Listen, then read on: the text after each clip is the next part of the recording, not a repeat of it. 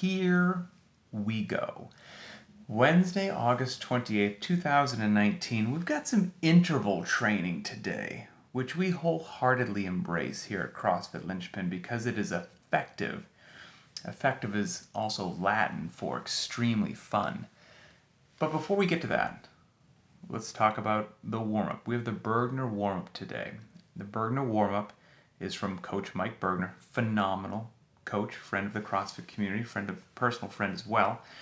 And he created the Bergner warm-up so that you could practice the barbell patterns and the muscle memory needed to perform the barbell snatch without having to snatch every day of your life. So it's the most complicated thing you can do with the barbell, and we do it.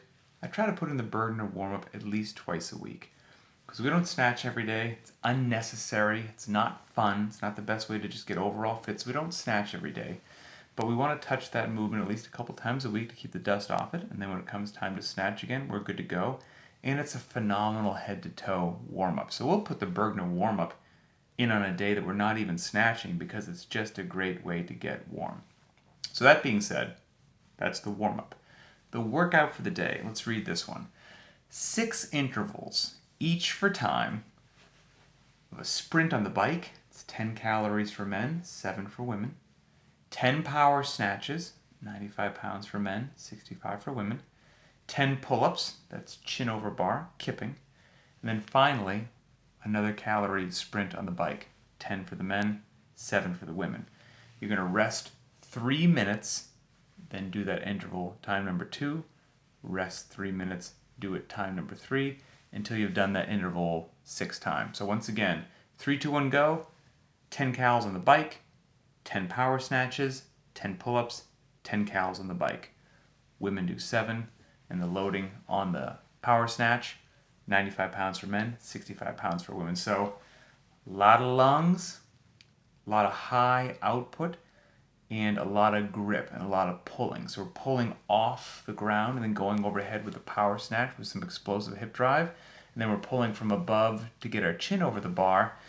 And we're using our hip drive to do that as well. And then we get onto the bike and we're just powering through that with our upper body and lower body. The lungs are taxed. This is going to be a lot of fun. It's going to be a great one. And you could, 6 times through, you could potentially go so hard and fast on the first one that you never recover for the next 5, even after taking 3 minutes. So you want to go high intensity, maximal intensity, but with a caveat and a little sprinkling of common sense and self-preservation. So you want to go as hard as you appropriately can, given your capacity and given the totality of the workout. So there's a difference in how hard you could go if there was 1 round for time, end of story. And then you look and you say, I have to do this 6 times. Well, now, what do I think is the highest intensity that I can sustain overall, given the fact that there are 6 outputs here? And that might be you testing the waters on round number 1, and then, stomping the gas a bit more in interval number 2. And so there's going to be a little bit of a play there. We also have, what I try to do once a week, is put in a partner workout. So we have a way to do this as a 2-person team, because suffering is always more fun with a loved one or a friend. So as a 2-person team, partner A will perform 1 interval, same as above, cals on the bike, 10 for men, 7 for women, 10 power snatches, 10 kipping chin over the bar pull-ups, and then another 10 cals on the bike, or 7 for women. And of course the power snatch remains at 95 pounds for men, 65 for women. So partner A does that fast as you can, 1 time through. Soon as partner A finishes, he gets off this, he or she gets off the bike on the second touch, right? Did the bike, did the power snatches, did the pull-ups, got back on the bike, finishes that last cal, hops off, just hyperventilating, boom, partner B begins. So it's a I go, you go kind of a deal. And you're going to do each one of those.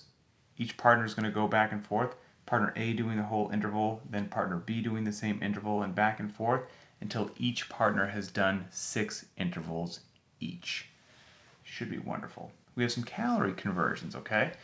So that 10 calories for the men, 7 for the women, that applies to the Rogue Echo bike as just a 1-for-1. Also for the Assault bike. And if you're going to row, Concept 2 rower, you do the same number of calories. If you have the concept to bike erg, take those calories, multiply by 1.4, then do those calories. And if you have the old school Schwinn Airdyne, take the prescribed calories, multiply by 1.5, those are the calories that you would use. We have a video showing the power snatch, video showing pull-ups, chin over bar, both butterfly and the C-kip. We don't have a video of somebody just having the time of their life on a Rogue Echo bike, but you can imagine. Super fitness robot time for this. It's offensive. It is offensive. 1 minute and 10 seconds or less per interval. I don't know what to tell you. There's some animals out there. More likely time, people could be anywhere from 2 minutes and 30 seconds or less per interval. If that doesn't seem realistic, you may want to consider the scaled option. And also when you're thinking about this and choosing your loading and weight and whatnot, at the 10 reps per round of the 95-pound power snatch, the goal and the intention when I wrote that is that somebody would be able to hang on to that bar while snatching for the entire set of 10. Maybe in the later rounds there'd be one quick drop, but the goal would be that you choose a loading that you can get those 10 unbroken. There's no need to go heavier, okay? There's no need to go heavier. If you need to go heavier, you should have pedaled faster on the bike. And same deal with the pull-ups. The goal would be, hopefully, as challenging as it was, you could just get those 10 pull-ups unbroken. So if not, you could contemplate lowering the loading on the power snatch and maybe going from pull-ups to ring rows, something like that. So now we talk about the scaled option. Scaled option, I'm doing 4 intervals, so we're knocking down the volume from 6 intervals to 4. 4 intervals, each for time. Same calories in the bike, 10 for men, 7 for women. 10 power snatch, knocked it down to 65 pounds for men, 45 pounds for women.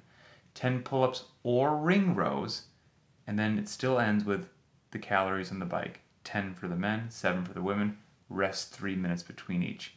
And we also have a 2-person team version of the scaled workout. And it's the same concept as the prescribed. So partner A would do the calories on the bike, the 10 power snatches at the lower weight, the 10 pull-ups or ring rows, end with the calories on the bike, slap hands, partner B goes through that whole deal, and they go back and forth, but this time until each person has done 4 intervals. Oh, I got a typo here. 4 intervals, there we go. Now that's our scaled option and our prescribed option, but the chances are you might be somewhere in between. So maybe you don't need to go down from 95 pounds to 65 pounds if you're a gentleman. Maybe you go to 75 pounds, there's nothing wrong with that. Maybe you've got a set of rings handy and you're going to do 10 pull-ups is out of the question, but you're going to do 5 pull-ups, chin over bar kipping, and then hop down 5 quick ring rows, and then bang, back on the bike. So you can take the intent of the workout, as long as you understand it, then look at the scale. You also might need the scaled option even more. Knock the weight down even. Maybe you go empty barbell. Maybe you do 7 power snatches and 7 pull-ups is right at your limit of what you think you could hold on to. There's nothing wrong with that either. So my goal is to, I can give you a fish, I can teach you to fish, right? I'd rather teach you how to fish. So if you can look at this in whatever circumstance that you have for this workout or a workout in the future, you can make an excellent decision for yourself. So that's the goal. We have a video showing the ring row and a video called CrossFit Linchpin, How to Get a Pull-Up. So if you're still struggling with pull-ups, check that out. There's a lot of good information in there that you can put in your warm-ups or your cool-down to help get you that pull-up one day. Limited equipment option. You don't have a bike. You don't have a barbell. So here's what we're going to do. 6 intervals, each for time, of a 100-meter shuttle sprint, 50 meters out, 50 meters back, just with your rear end on fire. 15 dumbbell power snatches. Now bear in mind that's alternating. Okay, so it's 1, 2, 3, until you get to 15 total. I know it's an odd number. You will not develop a muscle imbalance. You'll be okay. 10 pull-ups, and then another 100-meter shuttle sprint, 50 out, 50 back. So, limited equipment option, an interval is 100-meter shuttle sprint, 15 dumbbell power snatches, 10 pull-ups, 100-meter shuttle sprint. And the men will use one 50-pound dumbbell for those power snatches, women one 35-pound dumbbell. And you're going to rest 3 minutes between each one of those intervals, just like the other workouts. And same deal, we get a 2-person team option for the limited equipment deal. You probably could know where this is going. Partner A does the 100-meter shuttle sprint, the 15 double power snatches, the 10 pull-ups, the final 100-meter shuttle sprint, slaps hands. Partner B runs through that, and they go back and forth until each person has personally done 6 intervals. And we have a video showing the dumbbell power snatch there. Accessory work for the day, optional as always. Got the landmine twist, working in some rotational gut work. Video showing that, 3 sets of 8 to 12 reps. Or, so again, this is an or, not a both. You can do the landmine twist or watch the video for the candlestick conditioning drills, which are no joke. Spend 5 to 10 minutes at whichever step in that progression is appropriate for you. One of them will be appropriate, one step or more will be appropriate, and some of them get insanely challenging. So wherever you are, you can probably find something that works for you. Then the overhead carry. We love the overhead carry. Mark out 100 feet, lock out a barbell, pair of dumbbells, pair of kettlebells, something appropriately heavy, but not obnoxiously so, that you can lock out overhead and carry for 100 feet. Just make sure you can ditch it if you went too heavy. This is a fantastic head-to-toe strength builder, balance and coordination, midline, but it also just makes a durable athlete. So we really enjoy the overhead carry, and I try to put it in once a week because it's great. Cool down and stretching. Cool down for 5 to 15 minutes, casual, walking, jogging, biking, rowing. Then we're going to stretch. Straddle stretch, hold that for 1 to 2 minutes. We have a video. And the chest and pec, hands behind, which is another one of my favorites. Hold that for 1 to 2 minutes, and we have a video of that as well. Tomorrow is a rest day. I highly encourage you to take it, and I will see you back here on Friday.